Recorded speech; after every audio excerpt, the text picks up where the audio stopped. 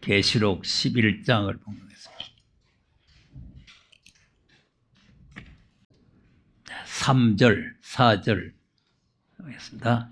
다 같이 시작. 내가 나의 두 정인에게 권세를 주리니 저희가 굵은 베옷을 입고 1260일을 애언하리라. 이는 이 땅의 주 앞에 섰는 두 감람나무와 두 촛대니. 아멘. 자, 계시록이 왜 중요한가 하는 것을 지금 몇 주에 걸쳐서 말씀을 드리는데, 계시록을 별 필요 없다 이렇게 생각하는 사람이 있고, 구원과 관계가 없다, 그러니까 뭐 계시록 알아도 되고 몰라도 된다 이제 이렇게 생각하는 사람이 있는데, 이 계시록이 가장 중요한 말씀입니다. 왜 중요할까요? 그 이제 계속 매주마다 이제 왜 중요한가를 설명하는데, 구원론에 대해서도 받은 구원과 받을 구원을 모르는 사람은 계시록이 필요 없다고 생각을 하는데, 받을 구원을 받으려면은 계시록을 읽고 두고 지켜야 되는 거예요. 그러니까 이제 받은 구원은 계시록 몰라도 돼요. 왜냐하면 예수 그리스도만 알면 돼요. 예수가 그리스도다. 예수님이 나의 죄를 위해 십자가에 죽으시고 그리고 부활하셨다. 이것만 알면 구원받습니다. 그러니까 뭐 계시록은 없어도 되고 몰라도 되고 이렇게 되는데, 주님이 다시 오실 때 받을 구원은 계시록을 읽고 두고 지켜야 되는 거예요. 네. 그러니까 이 계시록이 그래서 중요하다는 거예요. 구원받는 게 중요하잖아요. 네. 그러니까 이제 받은 구원만 받고 받을 구원을 못 받으면 받은 구원이 무효가 된다고 했잖아요.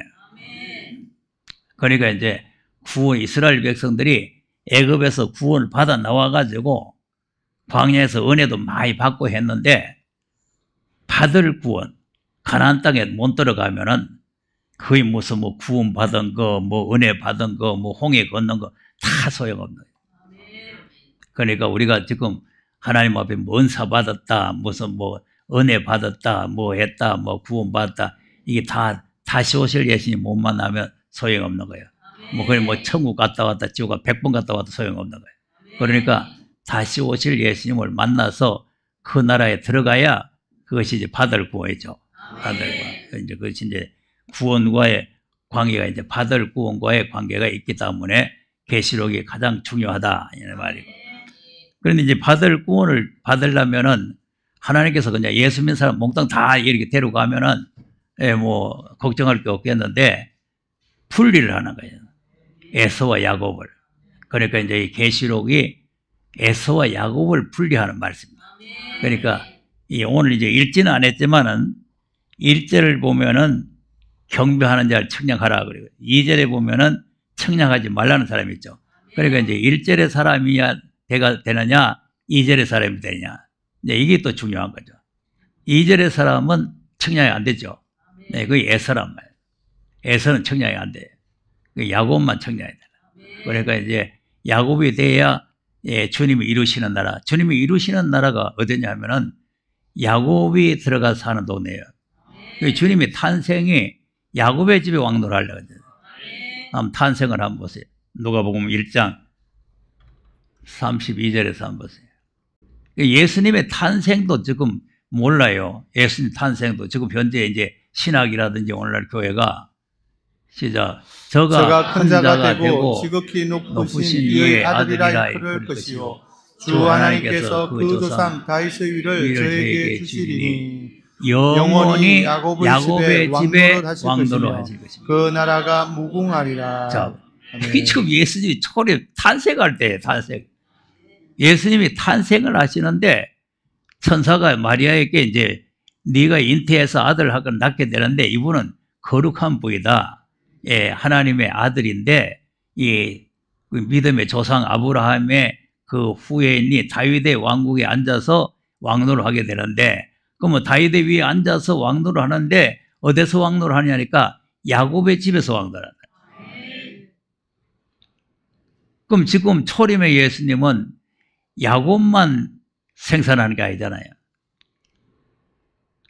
초림은 이삭을 낳는 거예요. 이삭을. 그러니까 우리가 지금 이삭이 됐단 말이야. 이삭. 자, 그러니까 이제 이삭이 됐는데 이스마엘이 안 되고 이삭이 됐으니까 이제 기업을 받을 수 있는 자격이 됐잖아요. 됐는데 이삭이 또 아들을 놓는데 에서와 야곱을 놓는 거예요. 그래, 그거를 갈라가지고 나라를 주시는 거예요. 그러니까 하나님께서는 아브라함의 자손이라고 다 몽땅 다 주는 게 아니에요.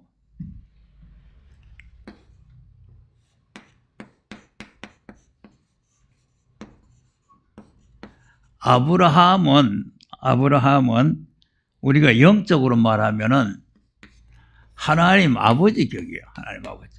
이 아브라함이 이스마엘을 놓고 이삭을 낳았은 거예요. 그 이삭은 하나님의 아들 격이에요. 그런데 이삭이 에서와 야곱을 낳죠. 이게 성령격이래. 이게 성부, 성자, 성령. 아브라함, 이삭, 야곱 이렇게 되는. 그러니까 이런 저건 하나의 비유지만은 비유라 그랬잖아요.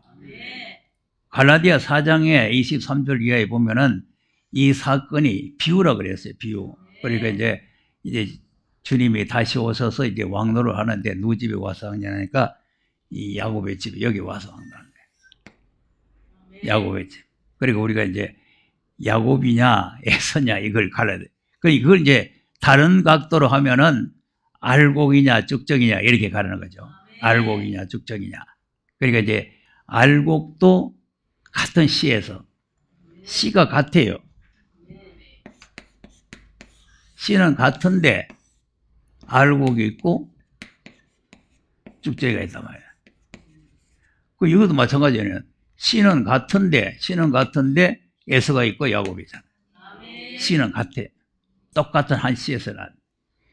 그러니까 오늘 이제 교회가 하나님 앞에 났다, 거듭났다, 하나님의 백성 됐다 그러면 구원 다 받았다, 다 천국 간다 이렇게 생각하는데 그렇게 되는 게 아니죠. 그러니까 이걸 분리 작업을 해야 된다. 오늘은 왜 3절 4절 읽었냐면은 두 정인에게 권세를 주어서 1260을 예언을 하는데 계시록은 뭡니까? 예언서지요? 예언. 요 예언하는 게 뭐냐니까 두 감람나무와 두 촛대라 그래요. 그래서 초림은 예수님이 요한복음 15장에 내가 참 포도나무라 그랬잖아요. 포도나무. 초림은 포도나무, 재림은 감람나무. 그래서 이제 이 포도나무의 역할과 감람나무의 역할이 각각 달라요. 포도나무는 예수님의 피를 상징하는 거죠. 그래서 이제 성찬식 할 때 이제 이 포도주를 가지고 하는 거예요. 그래서 예수님께서 내가 새 포도주다. 새 포도주. 새 포도주는 새 부대에 넣어야 된다. 이 새 포도주를 묵은 낡은 포도 부대에다가 여면 터진다. 그러니까 낡은 포도주 그릇 여쳐 마라. 새 그릇을 여라. 그러니까 이제 유대인들은 낡은 부대가 돼요. 새 포도주가 못 들어가요. 들어가니 터져보는 거예요. 그러니까 이 새 포도주는 새 부대에 열어라. 그래서 이제 새로운 사람들이 예수를 믿게 되는 거죠. 그래서 우리 이방 사람들이 다 예수를 믿고 구원을 받는 거입니다. 그러니까 이제 이 포도주 역할, 이제 재림은 감람나무 역할이에요. 감람나무. 그런데 이제 항상 이 감람나무하고 촛대하고 따라다녀요. 감람나무 촛대. 스가랴서 4장 2절에서 한번 보겠습니다. 시작. 그가 내게 묻되 내가 무엇을 보느냐? 내가 대답하되 내가 보니 순금등대가 있는데 그 꼭대기에 주발 같은 것이 있고 또 그 등대에 7 등잔이 있으며 그 등대 꼭대기 등잔에는 7 간이 있고. 네, 이게 순금등대가 촛대예요. 순금등대. 순금등대가 촛대인데 그럼 이제 촛대 곁에 3절. 그 등대 곁에 두 감람나무가 있는데 하나는 그 주발 우편에 있고 하나는 그 좌편에 있나이다 하고. 감람나무가 있죠. 그러니까 이제 촛대가 있고 또 감람나무가 있고. 이 둘이가 항상 따라다니네. 따라다녀. 그럼 이제 감람나무에서는 감람나무의 사명이 뭐냐면은 기름을 내는 거죠. 기름. 12절. 시작. 다시 그에게 물어 가로되 금기름을 흘려내는 두 금관 옆에 있는 이 감람나무 두 가지는 무슨 뜻이니까? 자, 아멘. 뭘 흘려낸다고? 금기름이나 금기름. 이거는 그냥 세상 일반 기름이 아니고 금기름. 이 세상에서 구할 수 없는 기름입니다. 그러니까 이제 감람나무의 사명은 기름입니다. 기름. 자, 사사기 9장 8절 한번 보겠습니다.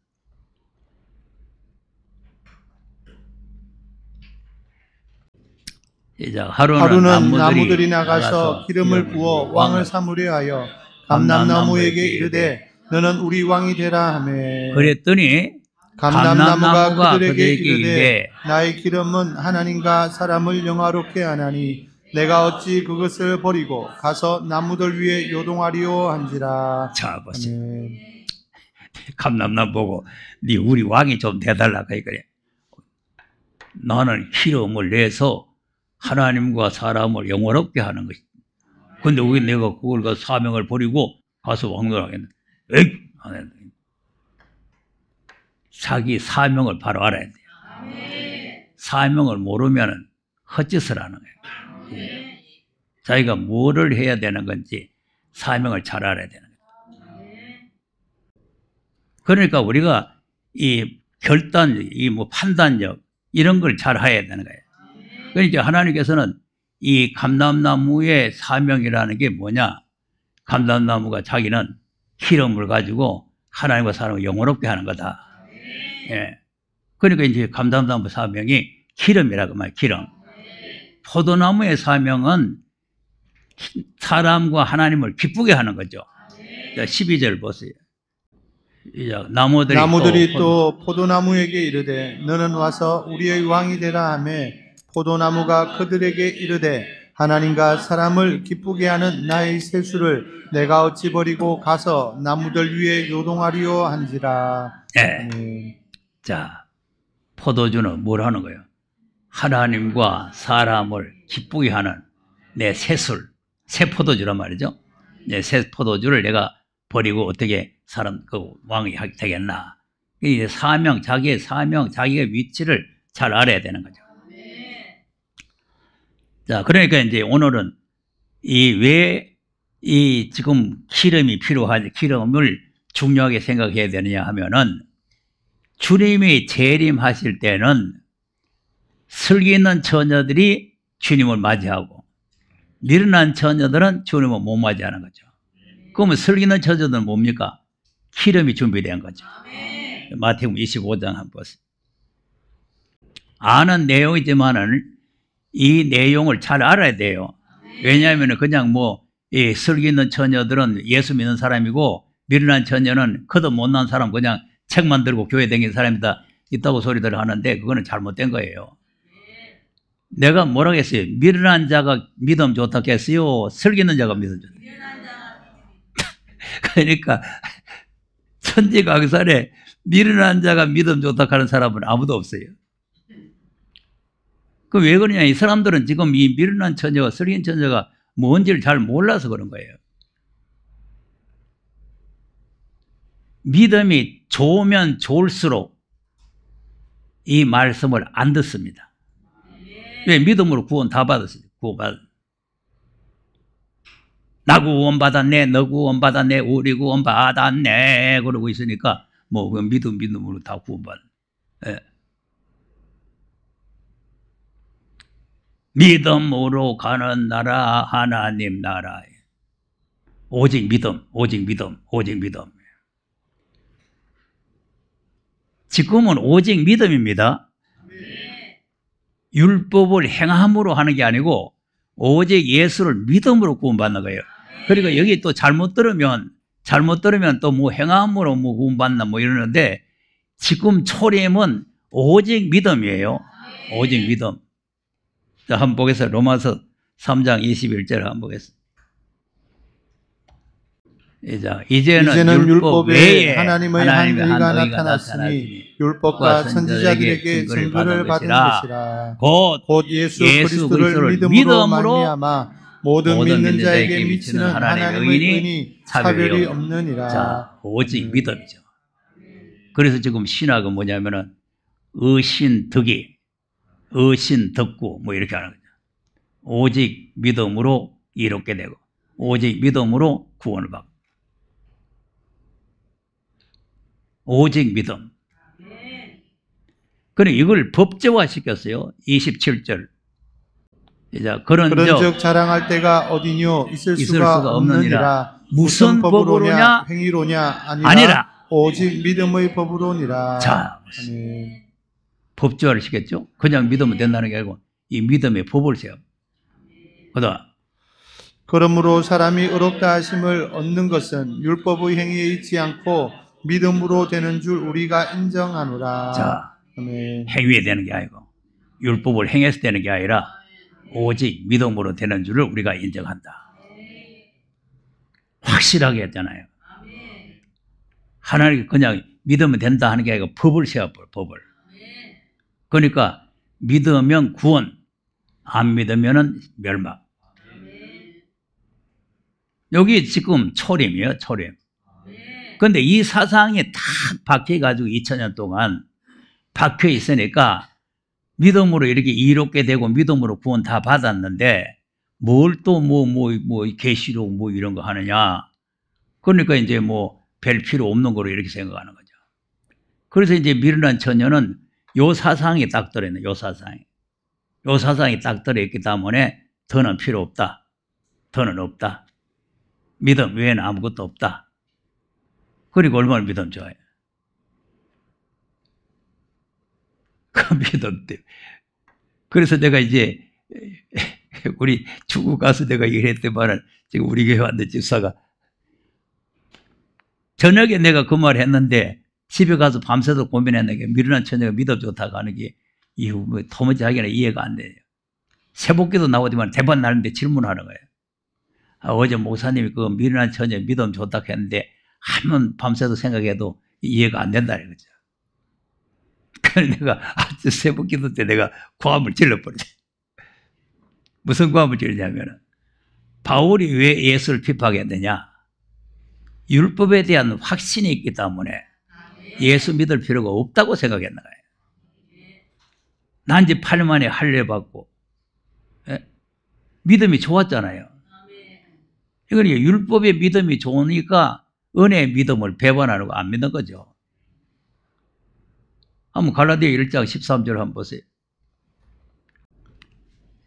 내가 이전에 유대교에 있을 때에 행한 일을 너희가 들었었거니와 하나님의 교회를 심히 핍박하여 찬해하고 내가 내 동족 중 여러 영갑자보다 유대교를 지나치게 믿어 내 조상의 위선에 대하여 더욱 열심히 있었으나. 자, 열심히 있었죠?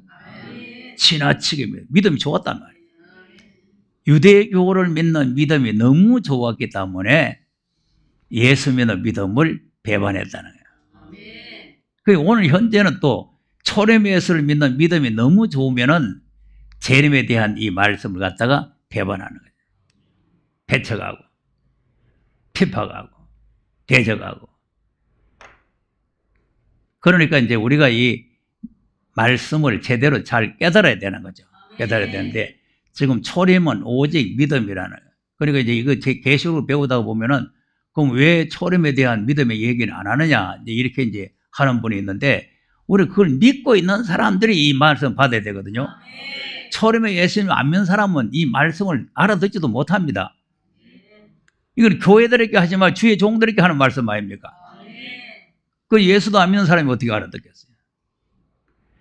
믿음을 가진 사람들이 다시 오실 예수님을 맞이하게 하기 위해서 이 말씀을 주신 거예요. 그래서 종들에게 보이시려고 하는 거죠. 종들, 죄에서 해방되고 하나님 종들이 된 사람. 그러니까 이제 이 유대교의 열심히 있는 믿음을 가지고는 이 예수를 못 알아봐. 예수를 배척하는. 그리고 오늘 현재 초림의 믿음을 가지고는 재림에 대한 말씀을 배척하는 거죠.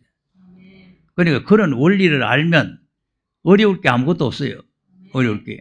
그러니까 이제 미련한 처녀가 믿음 좋다는 그 원리를 잘 알아야 된단 말이에요. 그래, 그럼 미련 처녀가, 그럼 이제 우리끼리 하는 소리로 예수님 올 때는 나는 떨어질 기다. 그러고 기다립니까?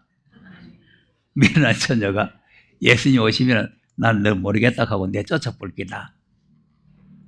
그렇게 기다리는 거요. 틀림없이 예수님 만난다고 기다리는 거예요. 틀림없이 만난다. 다른 사람 다 못 만나도 나는 만난다고 믿거든요. 그래서 믿음 좋다는 거예요. 떨어진다고 믿고 기다리는 신부가 어디 있겠어요? 신랑 오기를 기다리고 있잖아요. 기다리는데 신랑이 왔어요. 자, 그럼 마태복음 25장으로 넘어가 보세요. 자, 1절에서 읽어봅시다.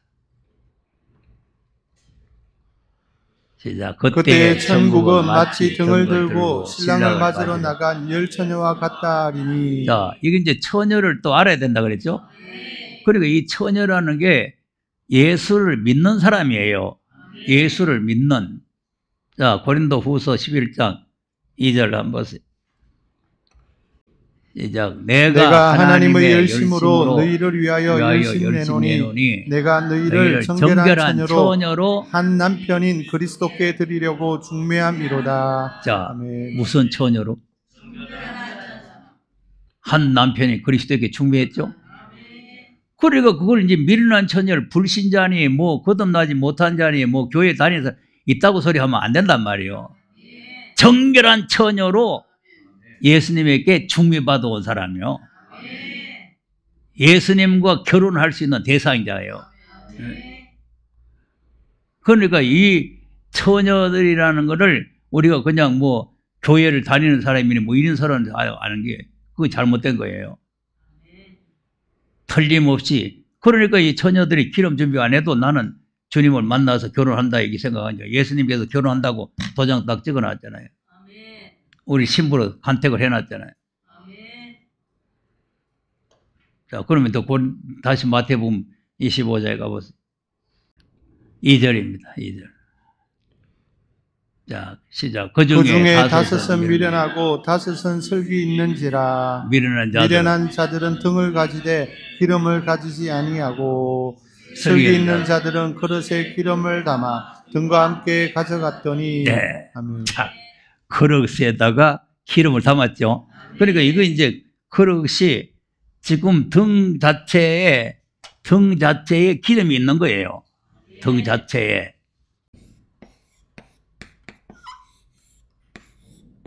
요게 기름이 있어요. 기름이. 등 자체에 기름이 있는 거죠. 근데 이제 이 미련한 처녀는 이게 등만 갈고 슬기 있는 처녀는 다른 그릇에 기름을 또 준비를 한 거죠.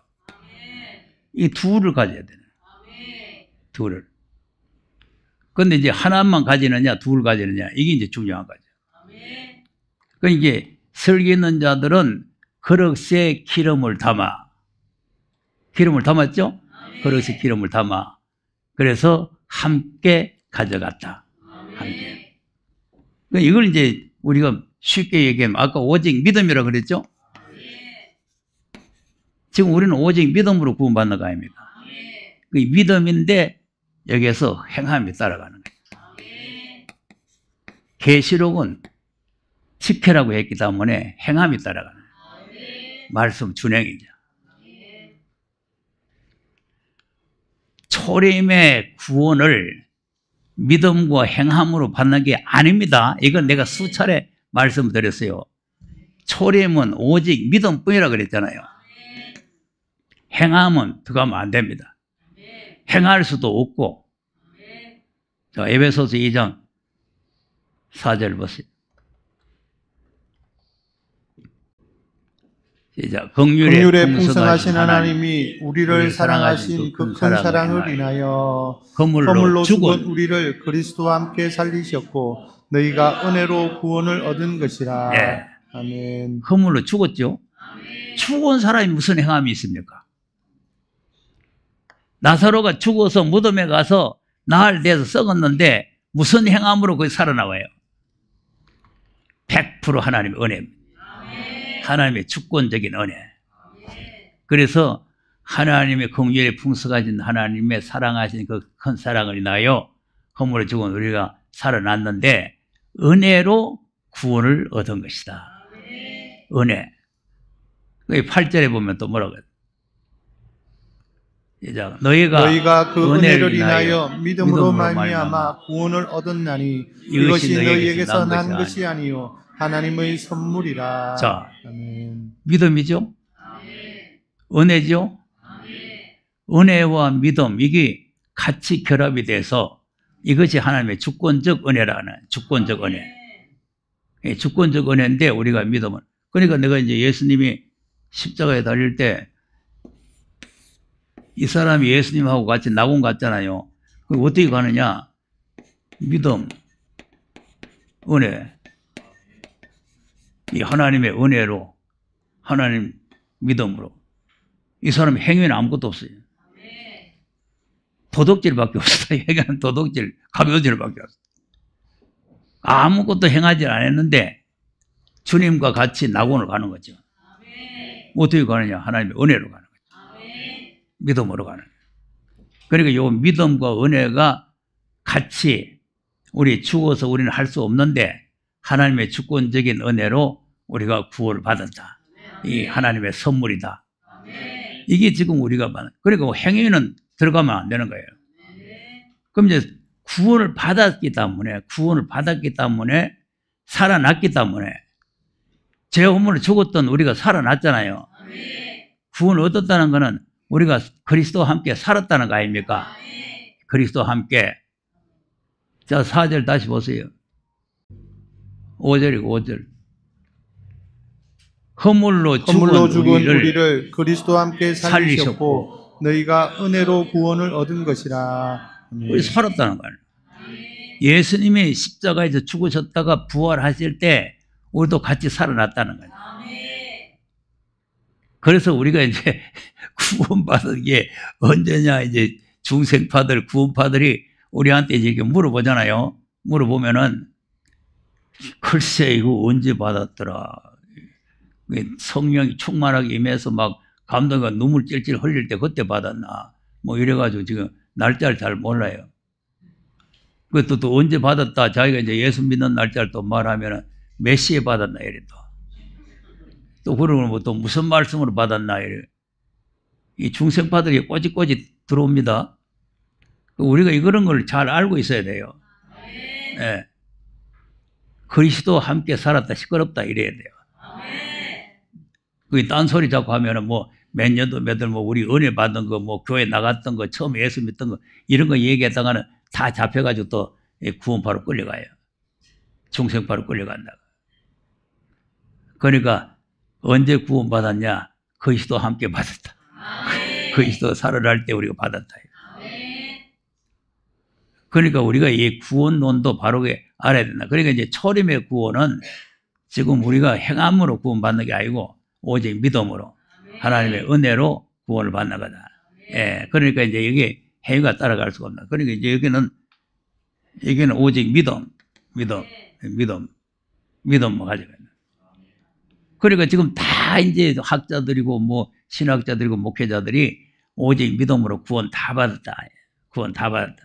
이거는 지금 구원을 우리가 받았는데 이게 무슨 구원이냐 하면은 여기서 죄 허물로 죽었던 우리가 살았다는 게 우리가 막 땅 밑에 들어갔다 살아나왔다는 말이 아니고 영혼 상태를 말하는 거예요. 영혼. 우리가 받은 구원은 영혼 구원이에요. 영혼 구원. 자, 베드로전서 1장 9절 한번 보세요. 시작. 믿음의 결국 곧 영혼의 구원을 받음이라.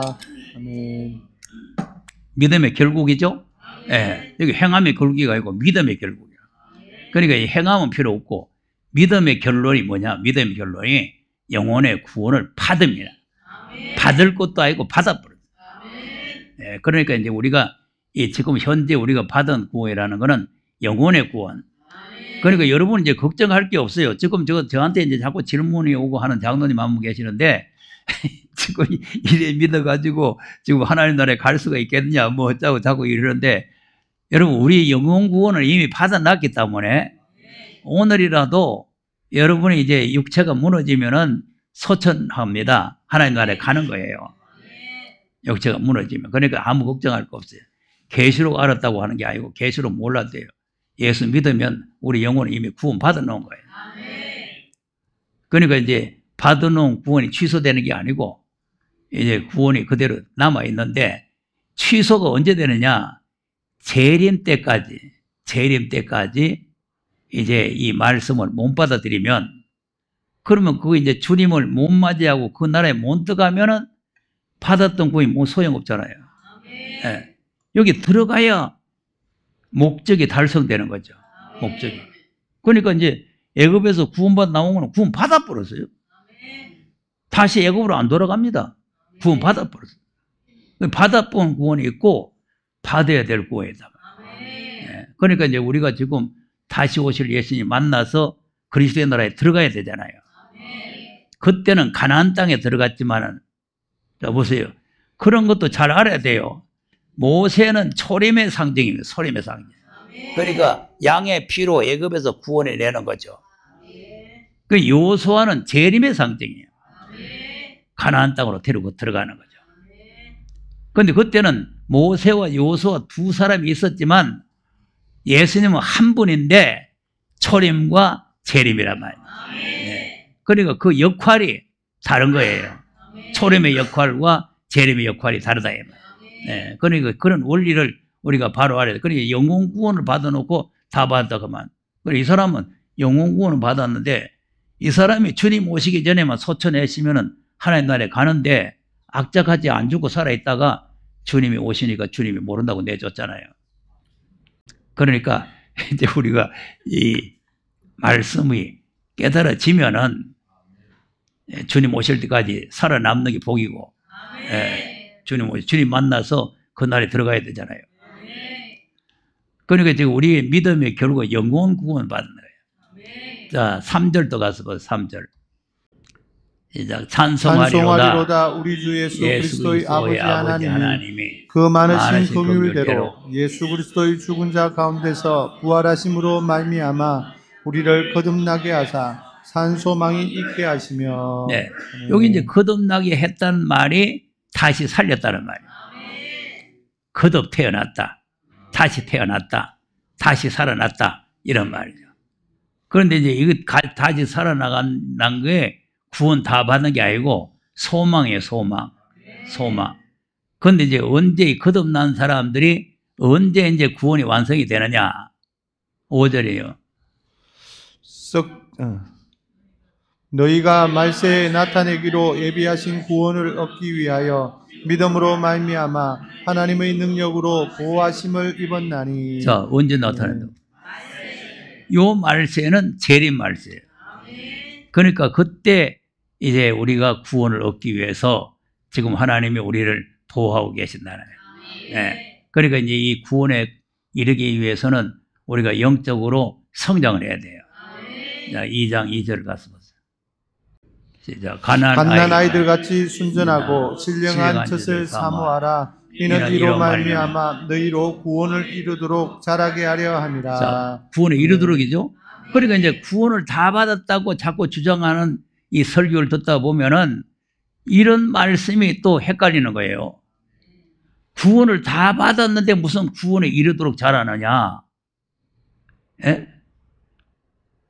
구원 다 받았는데. 아까 에베소를 보든지 우리가 베드로전서 1장 9절을 보든지 영원의 구원 받아버렸잖아요. 받아버렸는데 무슨 구원에 이르도록 자라느냐니까. 그러니까 받은 구원과 받을 구원을 이걸 분별할 줄 모르면 구원원이 헷갈려가지고 정신을 못 차리는 거예요. 그래서 구원에 이르도록 우리가 영적으로 성장을 해야 돼요. 이 자란 사람은 여기는 이제 젖을 먹고 자라야 되죠. 젖을만 먹고가 되는 게 아니고 단단한 식물까지 먹어야 되는 거예요. 그러니까 이제 은혜는 젖이고 이 예언의 말씀은 단단한 식물이에요. 히브리서 5장 12절에서 한번 보세요. 시작. 때가 오래므로 너희가 마땅히 선생이 될 터인데 너희가 다시 하나님의 말씀의 초보가 무엇인지 누구에게 가르침을 받아야 할 것이니 젖이나 먹고 단단한 식물을 못 먹을 자가 되었도다. 자, 이 젖이나 먹고 단단한 식물을 못 먹을 자가 되면 안 되죠. 그리고 단단한 식물을 먹고 소화시킬 수 있는 단계로 우리가 자라야 되는 거죠. 보다 대저 젖을 먹는 자마다 어린아이니 의 말씀을 경험하지 못한 자요. 자, 그럼 단단한 식물이 뭐냐? 의의 말씀이라는 거죠. 예, 뭐 음식이 아니고 말씀을 말하는 거죠. 보다 단단한 식물은 장성한 자의 것이니 저희는 지각을 사용함으로 연단을 받아 선악을 분별하는 자들이니라. 네, 아멘. 단단한 식물 장성한 자이거든요. 장성한 사람이 먹을 수 있고 소화시킬 수 있다. 그럼 장성한 사람은 어떤 사람이냐? 지각을 사용함으로 선악을 분별하는 사람. 그래서 이제 계시록은 뭐가 선이고 뭐가 악인지를 분별시키는 거예요. 그러니까 이걸 이제 우리가 잘 모르고 있으면은 이 젖이나 먹고 있으면은 그러면 이 분별을 못 하는 거죠. 이 분별을 못 하니까 완전한 대로 안 가는 거예요. 그 다음 보세요. 그러므로 우리가 그리스도 도의 초보를 버리고 죽은 행실을 회개함과 하나님께 대한 신앙과 세례들과 안수와 죽은 자의 부활과 영원한 심판에 관한 교훈의 틀을 다시 닦지 말고 완전한 데에 나아갈지니라. 자, 보세요. 완전한 대로 가야 된다죠. 완전한 대로. 그러니까 이제 초림 예수님도 율법 피하러 온 것이 아니라 완전케 하러 왔다 그랬죠. 그러니까 이제 재림도 마찬가지예요. 초림의 재림, 초림으로 우리를 거듭나게 했는 사람들을 이제는 장성케 해서 완전한 데 이르게 하는 거죠. 완전한 데. 이 완전한 데가 새하늘과 새 땅으로 가는 거예요. 거기까지 이르러야 된다 말이에요. 그런데 이제 이런 것이 없으면은 타락을 하게 되고, 타락을 하게 되면은 속죄가 없어져요. 자, 4절 가서 보세요. 한 번 비침을 얻고 하늘의 은사를 맛보고 성령에 참여한 바 되고 하나님의 선한 말씀과 내세의 능력을 맛보고 타락한 자들은 다시 새롭게 하여 회개케 할 수 없나니 이는 자기가 하나님의 아들을 다시 십자가에 못 박아 현저히 욕을 보임이라. 자, 아멘. 다시 못 박았죠. 그러니까 이제 예수를, 초림 예수를 십자가에 못 박으면 용서가 되는데 재림 예수를 못 박으면 용서가 안 된다는 거죠. 그럼 초림 예수님은 말씀이 육신이 됐죠? 재림은 말씀이 책이 돼, 책. 그러니까 이제 말씀이 육신이 돼서 오신 예수님은 십자가에 못 박아도 죄사함이 되는데 말씀을 책으로 우리에게 주신 말씀을 못 박아버리면 용서가 안 된다는 거죠. 그래서 예수님이 십자가에서 승리하시고 하나님의 오른손에 있는 책을 받으셨잖아요. 예, 그래서 이제 계시록은 예수님께서 받으신 그 책에 대한 말씀입니다. 그러니까 우리가 이 말씀들을 바로 알아야, 이제 구원을 바로 알아야 이제 다시 오실 예수님을 만날 수가 있는 거죠. 자, 자꾸 옆으로 새 나가서 다시 마태복음 5장을 25장 가서 보세요. 시작. 신랑이 드디움으로 다 졸며 잘세 밤중에 소리가 나되 보라 신랑이로다 맞으러 나오라. 아멘. 네. 자, 신랑이 언제 온다고? 드디어. 신랑이 드디어. 그러니까 하나님의 약속이 바로 이루어지면은 미련하고 뭐 슬기고 뭐 필요가 없는데 신랑이 드디어 오셔요. 자, 만일에 신랑이 일찍 왔으면은 길은 필요 없죠? 별도로 필요 없잖아요, 일찍 오시면. 그러니까 이제 언제 오실지 모르잖아요. 예수님도 모른다고 했잖아요. 아버지만 아신다고 그랬잖아요. 그럼 예수님 오시는 날짜는 아무도 몰라요. 자, 그러니까 예수님이 이제 밤중에 더디 오시네, 밤중에. 낮에만 오시면 또 등불 필요 없죠. 아, 낮에 무슨 등불 필요합니까? 낮에 등불 들고 나가면 미친 사람이라 그래요. 그러니까 밤중에 오시기 때문에 등불이 필요한 거죠. 그리고 더디 오시기 때문에 기름을 준비해야 된다. 예, 언제 오실지 뭐 더디 오실. 그래 다 졸며 자는 거예요. 그리고 이제 설교자들은 준비를 해놓고 자고, 미련한 처녀들은 준비를 안 해놓고 자고. 근데 주님이 오신다 해서 이제 일어나 보니까, 맞으러 나오라 해서 일어나 보니까, 그 다음, 이에 그 처녀들이 다 일어나 등을 준비할세. 미련한 자들이 슬기 있는 자들에게 이르되 우리 등불이 꺼져가니 너희 기름을 좀 나눠달라 하거늘. 자, 등불이 꺼져가지요? 왜 꺼져가요? 아니, 분명히 등불이 안 꺼지고 화냈잖아요. 화냈는데 주님이 더디 오시니까 기름이 다 떨어져 버렸어요. 기름이 떨어져가지고 심지까지 말라 들어가. 그리고 지금 현재 그런 상태까지 주님이 안 오시는 거예요. 야, 예수님도 참 묘합니다. 아니, 그 열 처녀를 다 주님이 신부감으로 택했으면은, 저것들이 덩시 같아가지고 기름 준비를 안 하고 있구만.